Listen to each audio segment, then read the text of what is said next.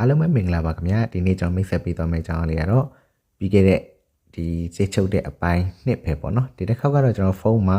default လုပ်ပြမယ်ဘာ application မှမပါဘူးเนาะဖုန်းမှာလည်း auto လုပ်လို့ရတယ်အဲ့တော့ကျွန်တော်တို့လိုရင်းတူရှင်လေးဖြစ်သွားအောင်ကျွန်တော်တို့ဖုန်းလေးကိုသွားပြီးတော့လုပ်ကြည့်မယ်ကျွန်တော်ကတော့ Samsung ဖုန်းဆိုတော့ MyFi ပေါ့နော်အဲ့တော့ကျွန်တော် MyFi လေးကိုဝင်ပါမယ်ဝင်လိုက်ပါပြီဝင်လို့ရှိရင်ဒီထဲမှာတချင်းခွေလေးတွေရှိရပေါ့နော်အဲ့တော့အဲ့တချင်းခွေလေးတွေကိုကျွန်တော်ဒီ default မှာချုပ်ပြမယ်ဖြီးလဲဖြီးပြမယ်ပေါ့နော်သူကကြတော့ဒီ zip ဖြီးတာzip ချုပ်တာတော့တူတူပါပဲတိတ်တော့မကွာဘူး application နဲ့လေ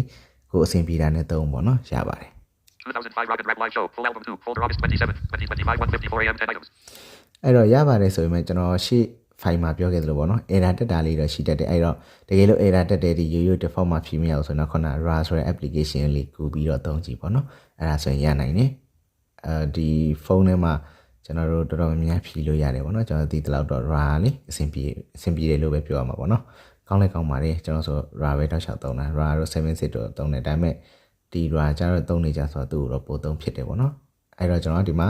စိတ်ချုပ်မယ်ဆိုရင်ဒီခွေကိုလောင်ပလက်ထောက်ပြီးအပေါ်ကနေချုပ်ရင်လည်းရတယ်အတွင်းထဲသွားချုပ်ရင်လည်းရတယ်နှစ်မျိုးစလုံးကြောင့်ပြပေးမယ်2005 Rocket Rap Live Show Full Album 2 Folder August 27 2025 1:51 Press 2005 Rocket Rap Live Show Full Album August 2nd 27 2025 1:54 AM 10 items ဒီမှာကျွန်တော်တို့ဒီကိုစိတ်ချုပ်မဲ့ folder လေးကိုဖိထားလိုက်ပြီးလို့ရှင်လှုပ်လိုက်လို့ရှင်ဒီမှာအမှန်ချင်းလေးဖြစ်သွားပြီเนาะအဲ့ဒါဆိုလို့ရှိရင်ကျွန်တော်တို့ more option နဲ့ဝင်ကြည့်မယ် more options button အဆက်30ပေါ့เนาะအဲ့တော့ကျွန်တော်ဝင်လိုက်ပါပြီ copy the clipboard ဝင်လိုက်ပြီးလို့ရှင်ကျွန်တော်တို့ရှာမှာက details ဒီမှာ detail ရှိတယ် rename ရှိတယ်ဒီမှာ config ကိုကျွန်တော်ရှာမှာเนาะသူကတော့စိတ်ချုပ်မှာဆို config ကိုကျွန်တော်ရှာမယ်နှိပ်တယ်နှိပ်ပြီးတော့ရင်ဒီမှာ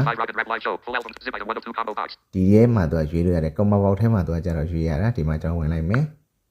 check zip စစ်ရှိရယ် check 7 zip 7 zip ရှိတယ်7 zip ကတော့ခုနကျွန်တော်ပြောတဲ့ဟာပေါ့เนาะသူ application လည်းရှိတယ်အဲ့တော့ check zip check 7 zip check zip check 7 zip check zip အဲ့လိုလေး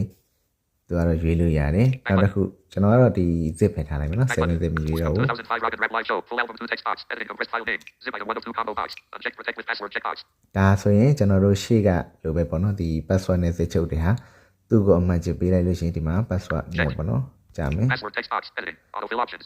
Google password manage my files coded အဲ့တော့ files coded compress folder ဒါကျွန်တော်ပေးနေကြတယ်သူအတွေ့အကြုံနော်ဒါကျွန်တော်စမ်းထားလို့ show password cancel button compress button available cancel button cancel လုပ်လိုက်မယ်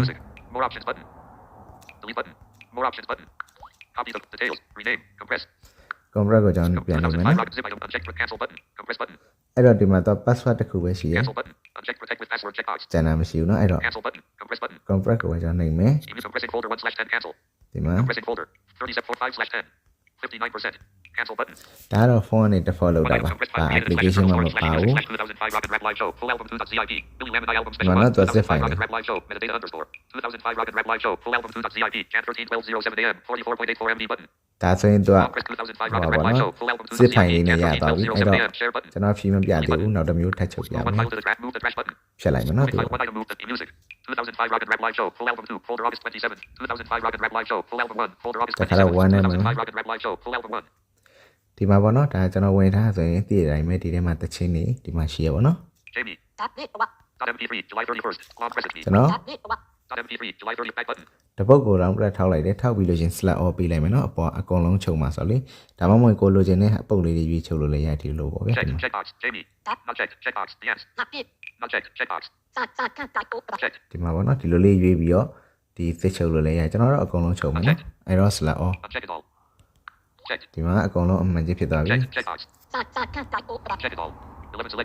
ဒီ11ဖြစ်သွားပြီဗောနော်11ဖြစ်သွားပြီဆိုရင်ကျွန်တော်က share button check box .mp3 July 31st more up delete all button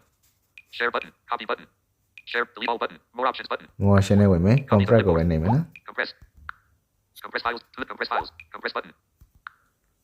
compressing files 1/1% cancel ဒါဆိုရင်ကျွန်တော်တို့စစ်စာပြီးတော့ချုပ်ပြီးဒါကတော့ default ပေါ့နော် default လုပ်တဲ့ဟာဖုန်းနဲ့ကနေပဲ application မှာမသုံးဘူးအဲ့တော့ဒီမှာကြည့်လိုက်မယ်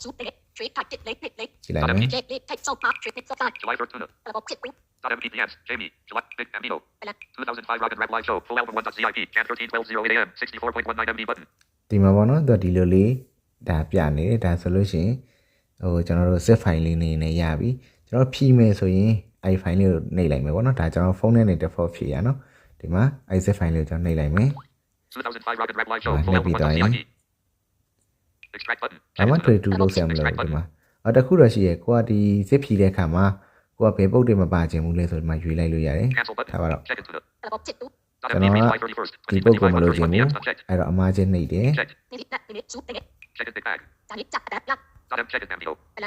MD check. အဲ့တော့ဒီနှစ်ပုတ်ကိုကျွန်တော်မလိုချင်ဘူးဆိုဒီလိုအမှားချင်းနှိပ်လိုက်နှိပ်ပြီးသွားရင် extract ကိုနှိပ်ဒါမှမဟုတ်အကုန်လုံးယူမယ်ဆိုရင်လည်းခုနတိုင်းပေါ့နော် extract ကိုပဲတန်းနှိပ်ကျွန်တော်ဒီမှာနှစ်ပုတ်ဖယ်ထားခဲ့တယ်အဲ့တော့ဖြတ်ပြမယ် 2005 ဖြတ် Rocket ပြ Rap မယ် Live နော် Show. Done. Extracting files 1/9 cancel. ဒီထဲမှာ17ပုတ်ရှိရနော်ကျွန်တော်အခုနှစ်ပုတ်ဖယ်ထားခဲ့တာဖြစ်တဲ့အတွက် Items button. 9ပုတ်ပဲရှိတယ် 2005 Rocket Rap Live Show. Full album 1. Can 13/12/09 a.m. 9 items button. ဒီမှာနော်9ပဲရှိတော့တယ်ဒီမှာ Big bag. ဒီမှာနော် .mp3 July 31st. ဒါဆိုတချင်းနေဖွင့်လို့ရရင်နော် Back button. 2005 Okay, Rocket no? Rap Live Show. Back button. ဒါကဖုန်းလေးကနေပြီးတော့ကျွန်တော်ဒီ software မသုံးမနဲ့ဒီသူ့အနေနဲ့သူပါတဲ့ဟာတိုင်းကျွန်တော်ဖြည့်ပြီးတော့ပြတယ်နောက်ပြန်ချုပ်ပေးတယ်ပေါ့နော်ဒါလေးကျွန်တော်လုပ်ပေးတာပါဒီလောက်ဆိုရင်တော့အဆင်ပြေကြမယ်ထင်ပါတယ်ကျွန်တော်စကားပြောတဲ့နေရာမှာနည်းနည်းအဆင်မပြေရလေးရှင်နဲ့နားလည်ပေးကြပါလို့ပြောရင်းနဲ့နှုတ်ဆက်လိုက်ပါတယ်ခင်ဗျာကျေးဇူးတင်ပါတယ်